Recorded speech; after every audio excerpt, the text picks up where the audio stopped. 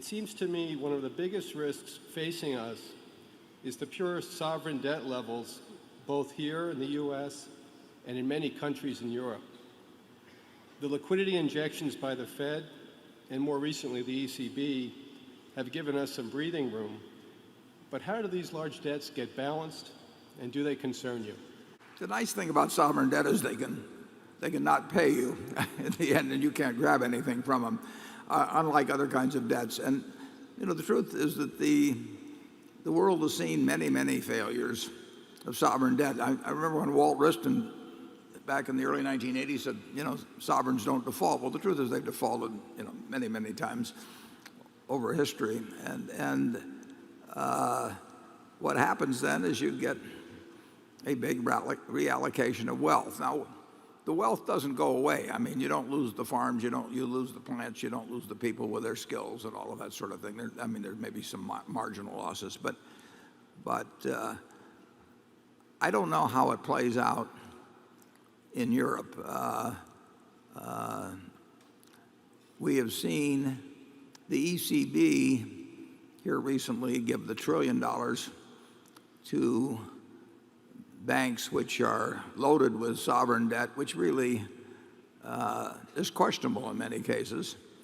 And I wouldn't be surprised in some cases if they haven't used some of the borrowing to even buy more of it. So it's like giving a guy with a margin account with some perhaps bad assets in it even more money to play with to further leverage themselves up and make an even bigger bet.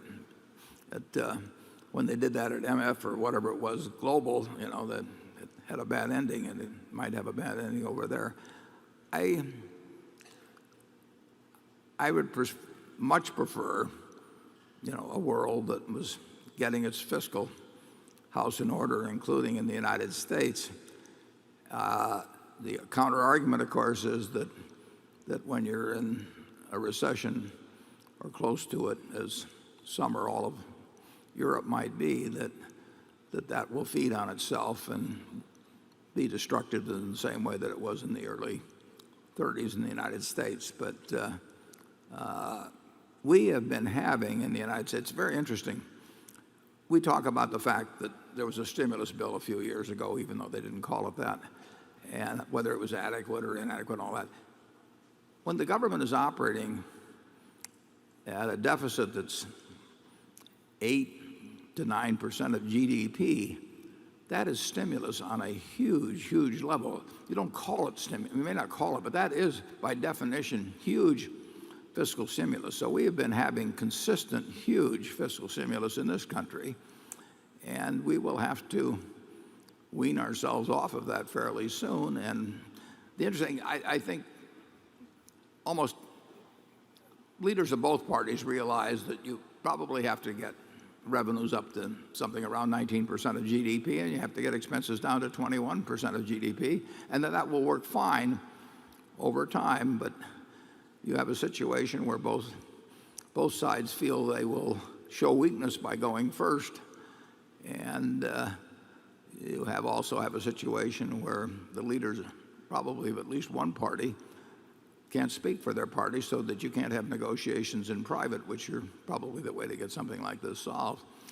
I would avoid, certainly at these rates, I would totally avoid buying medium-term or long-term government bonds. I think that's the obvious answer, and I wish I had answers that would solve the problem further behind that. But in terms of your own situation, I would stay away from medium or long-term government bonds, our own or those of other countries. Charlie?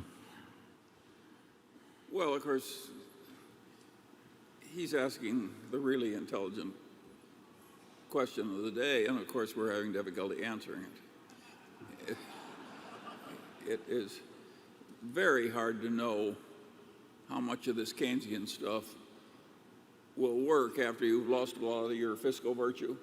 You come to a time, if you're a government which has pretty much lost all its fiscal virtue, that the Keynesian stuff won't work and the money printing won't work and it's all counterproductive and you're headed for calamity. We don't know the precise point at which it stops working. And somebody like Paul Krugman, who I think is a genius, But I also think he's more optimistic about doing well with various economic tricks after you've lost a lot of fiscal virtue than I think is justified by the facts. I think it's very dangerous to go low on fiscal virtue. And of course, here in the United States, we've used up some of our store. And it's very important that we not go too far in that direction, because we want to be able to do what we did in the Great Recession, where we avoided a huge calamity because we had enough fiscal virtue left so the economic tricks would work. So it's a terrible problem. And I ask you the question, Warren, is it inconceivable that we could get a very mediocre result in the United States as a result of all this trouble? I think we'll get a good result over time. I know you do, but is it inconceivable? Well, we can have problems, but I'm a little less optimistic than he is. I'm roughly in his position.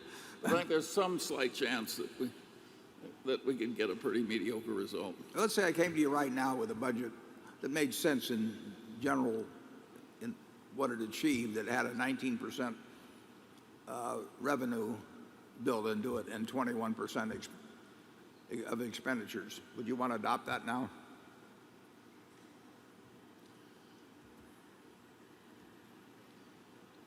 I think the reason intelligent people disagree on this subject is because it's so difficult.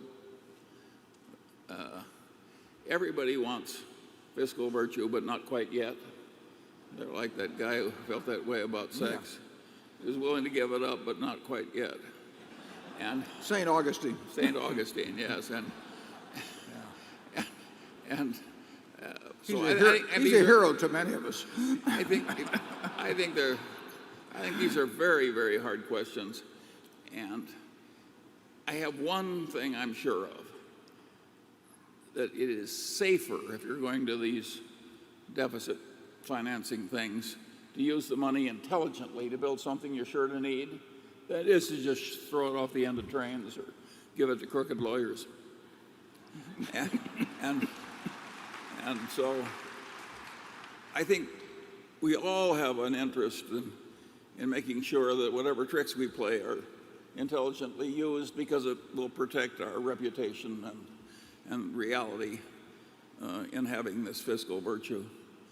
So I'll let you design the 21% that gets expended. Oh, if I were doing it, I would expend it sensibly on infrastructure that I knew we were going to need, and I would have a massive program, and I would have the whole damn country pay more cheerfully, like we were so many Romans in the Punic Wars. In one of the Punic Wars, the Romans paid off 2/3 of the war debt before the war was over. That's our campaign slogan, folks. Punic Wars again. But the answer is, I think we do need more sacrifice. I think we need more patriotism. We need more sensible ways of spending money. And we need more civilized politics. But it's still a hard question. I think we should go on to an easier one. Well, Warren's not strained, but I'm at my limit.